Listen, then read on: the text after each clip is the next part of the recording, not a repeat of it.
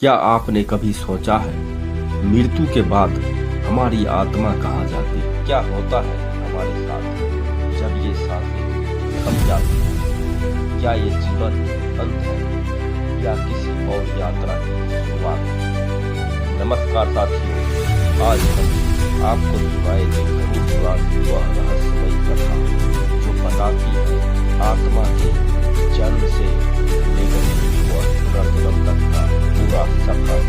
इस कथा को स्वयं भगवान विष्णु ने गरुड़ जी को सुनाया था। तो चलिए आरंभ करते हैं। गरुड़ पुराण कहता है आत्मा का जन्म कोई प्रारंभ नहीं बल्कि पुनः यात्रा है। जैसे कर्म करोगे वैसा शरीर इंसान, पशु, पक्षी या देवता, हर जन्म हमारे कर्मों का फल होता है। यथार्थ कर्म तथा शरीरम गरुड़ पुराण। जब जीवन का अंत आता है तो शरीर स्थिर हो जाता है, लेकिन आत्मा अमर है। वह निकलती है शिव या नाग के छिद्र से। पापी जीव को जमदूत बलपूर्वक ले जाते हैं। सज्जन आत्मा के लिए वाहन आते हैं। कोई अंत नहीं, ये शुरुआत है अगली यात्रा की। मृत्यु के बाद आत्मा 11 दिन तक प्रेत योनि में रहती है, भूखी, प्यासी और असहाय। इसीलिए श्राद्ध, तर्पण और पिंडदान से ये सब आत्मा को राहत देते हैं। गरुड़ पुराण कहता है तर्पण पितरानी तृप्ति। पूर्वजों को जल अर्पित करने से उन्हें संतोष मिलता है। 13वें दिन आत्मा यमलोक की यात्रा पर निकलती है। भयानक जंगल, नदियां, आग के रास्ते, कांटों से भरी राह। ये यात्रा लगभग 48 दिन चलती है। हर मोड़ पर आत्मा को अपने किए गए कर्म याद आते हैं। सज्जनों के साथ मार्गदर्शक देवदूत चलते हैं, पापियों को यमदूत घसीटते हैं। यमलोक पहुंचते ही आत्मा को चित्रगुप्त के सामने प्रस्तुत किया जाता है। उनके पास होता है हर जीवन का हिसाब, हर पाप, हर पुण्य, हर सोच जो छिपा था वो अब खुला है। फैसला होता है स्वर्ग मिलेगा या नरक। गरुड़ पुराण में 28 प्रकार के नरकों का वर्णन है। तामिस्र, रौरव, अंधकूपन, कुंभीपाकम। हर नरक एक विशेष पाप के लिए है।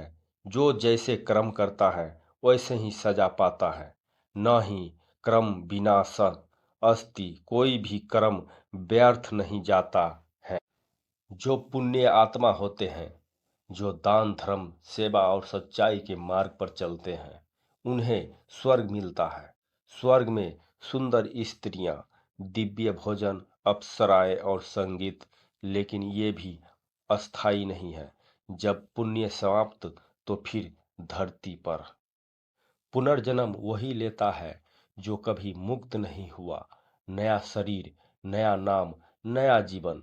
फिर वही क्रम, वही चक्र चलता है जब तक आत्मा मोक्ष को प्राप्त न कर ले।